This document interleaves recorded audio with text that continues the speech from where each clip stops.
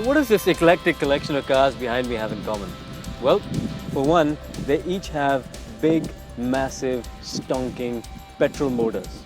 If you thought that the big, massive petrol engine was going to be extinct anytime soon, we have this lot here to prove you wrong. This is 2000 horsepower and 8 crores worth. Now, I may not be able to write a check for any one of them, but I can certainly flog them at the BIC.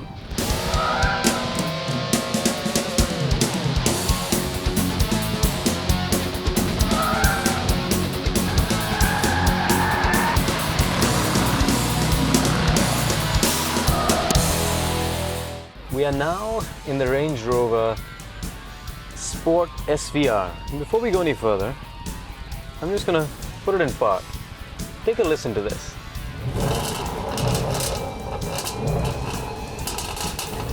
Ooh.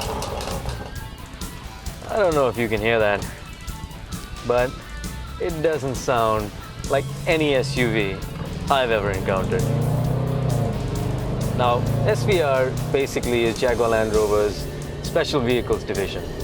And they've spent the last couple of years setting it up for the pure purpose of producing some of the most spectacular, crazy machines on the planet. It's good to be bad. And this thing is very, very, very bad. Basically, that's what happens when you take the drivetrain of an F-Type R and put it in an SUV. I mean, you're sitting high up. It's a big, massive, full-size SUV. And you've got these really firm, well-bolstered sports seats.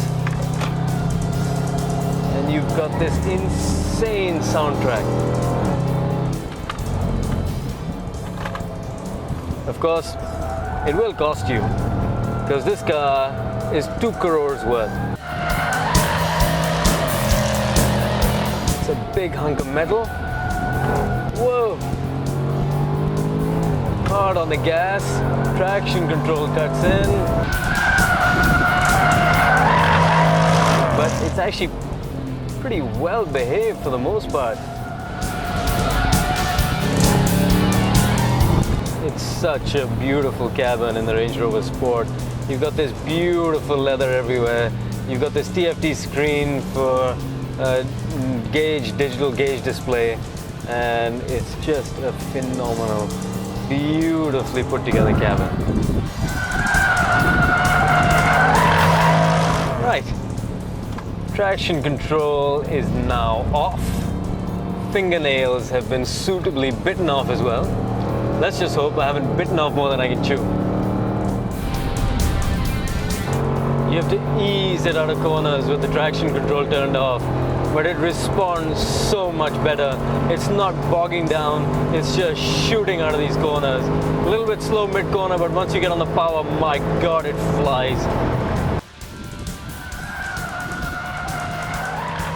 I have to say, for such a big machine, it really is a lot more responsive and playful than you would ever imagine.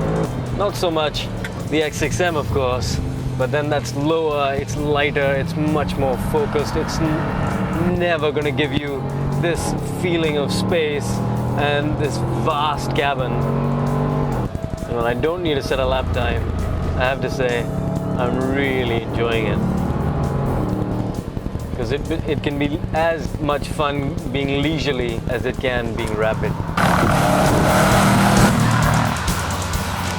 The Audi S5 is not only the yellowest car here, but the most reasonable and actually the most livable as well.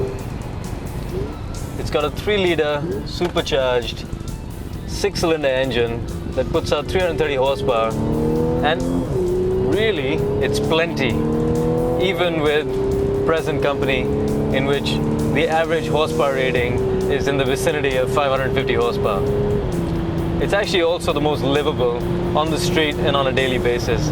It's extremely refined, extremely comfortable. It's a beautiful cabin that is as Audi-esque as it gets, and it's got a really good ride as well.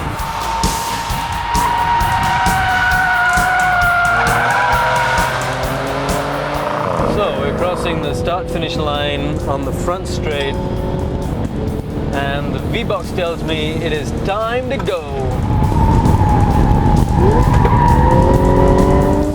Over 220 kilometers an hour on the back straight.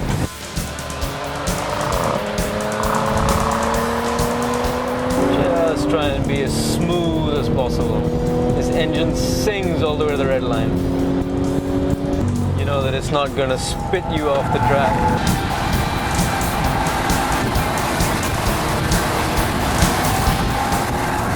You know, normally when you do a fast lap, you have to keep the back end of some of these cars under check. You have to keep them under check under braking. You need to be a little bit careful. But with this machine, it's just as easy as it gets. It just flows from one corner to the next.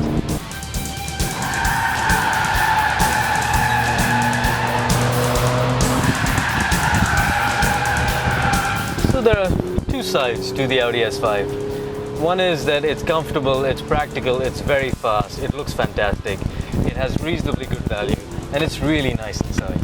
So it makes a lot of sense, but it just doesn't make the hairs on the back of your neck stand up.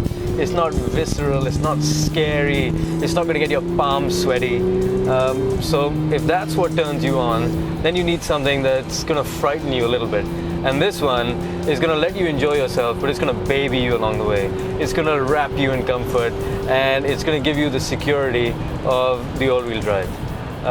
If that's what you're looking for, then really and truly, there is no better car than this. And I frankly would love to be able to drive something like this every day, because it's comfortable and it's fast and it sounds good and it goes exactly where you point it.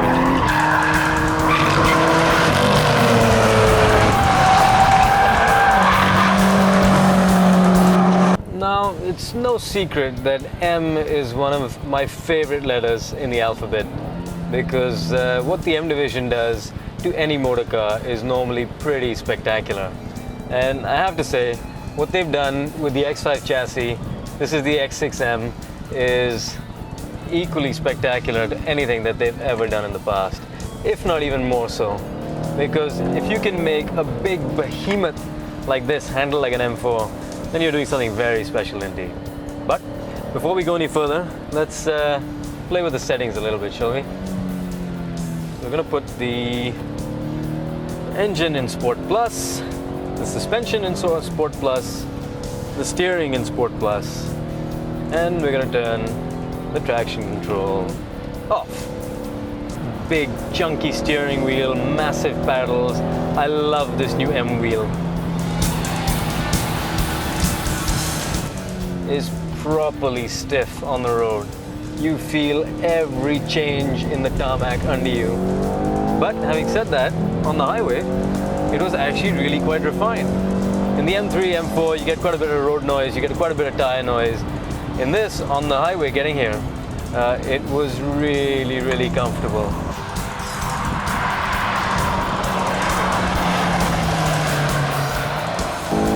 This is the fastest car here. Well, fastest in the sense that it's the most powerful. 575 horses, 4.4 liter twin turbo V8, and it just has a stonker of an engine. It fools you into believing that it's smaller than it really is. So when you come to braking for a particular corner, you end up out-braking yourself because you think you're driving an M3, and it's not until you hit the brakes that you realize that no, it's a little bit bigger and a little bit heavier than an M3. And I need it to. It turns in so incredibly well, and it's so balanced on the way out.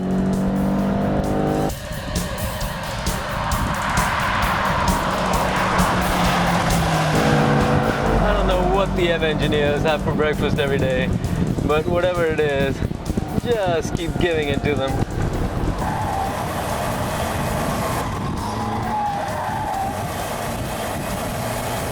And it's pretty nice inside too. The quality levels are just impeccable. It's got beautiful wood, beautiful metal inside. inserts, beautiful two-tone leather, and it's just a great machine.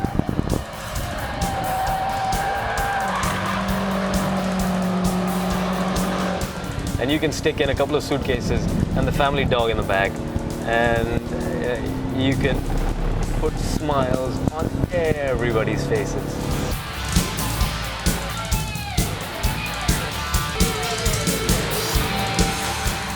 So, I am finally on the track in the AMG GT. And what a beautiful machine it is. This is a moment that I have been waiting for a very long time. To put in a lap in this phenomenal car.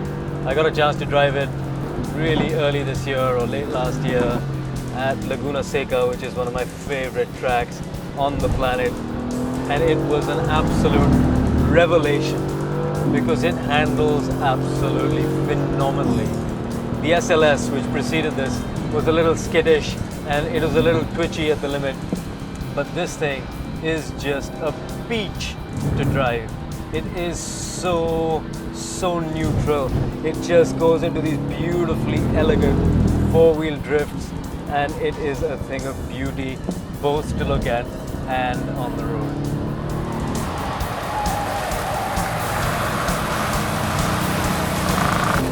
It makes this guttural roar from the exhaust, and it has this huge bonnet that should be intimidating, but it is just so incredible to drive. This car as well has done quite a bit of duty on the track over the last few days. Everybody just wanted to stay out in this car on the track and do lap after lap after lap. So the brakes are not quite exactly what they should be. So I don't know if we'll be able to set a representative lap time. AMGs are supposed to be scary. They're supposed to bite back. And the C63 won our best of 2015 shootout with some 50 odd machines, and it was just sensational. But even that keeps you honest. You have to tread lightly. With this, you just don't. It's so balanced. 4 liters, V8 turbocharged, 510 horsepower, and all of them going to the rear wheels.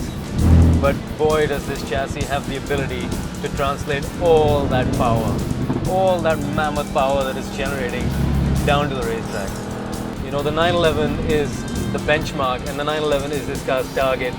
But because it's rear engine, I mean, the engineers have done an incredible job. The Porsche engineers are from another planet.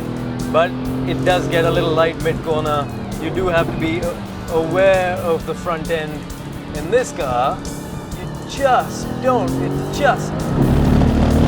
just something else.